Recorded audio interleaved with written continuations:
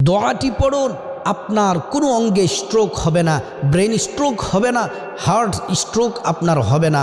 আল্লাহ তাআলা আপনাকে এই স্ট্রোক থেকে আল্লাহ তাআলা আপনাকে হেফাজতে রাখবেন যদি আপনি আল্লাহর উপর পূর্ণ তাওয়াক্কুল রেখে ফজরের নামাজের পরে 3 বার যদি দোয়াটি পড়তে পারেন, মাগরিবের নামাজের পরে 3 বার যদি দোয়াটি পড়তে পারেন, আল্লাহর কসম করে বলছি, আল্লাহর কসম করে বলছি, আল্লাহর কসম করে বলছি, আল্লাহ তাআলা আপনাকে সুস্থ রাখবেন, আপনার কোনো স্ট্রোক হবে না।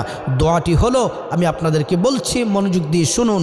দোয়াটি হলো সুবহানাল্লাহিল আযীম ওয়া বিহামদিহি ওয়ালা হাওলা ওয়ালা কুওয়াতা ইল্লা বিল্লাহ। আল্লাহর উপর পূর্ণ তাওয়াক্কুল রেখে ফজরের নামাজের পরে 3 বার পাঠ করুন এবং মাগরিবের নামাজের পরে 3 বার পাঠ করুন। আল্লাহ তাআলা আপনার শরীরের সকল অঙ্গকে হেফাজত করবে।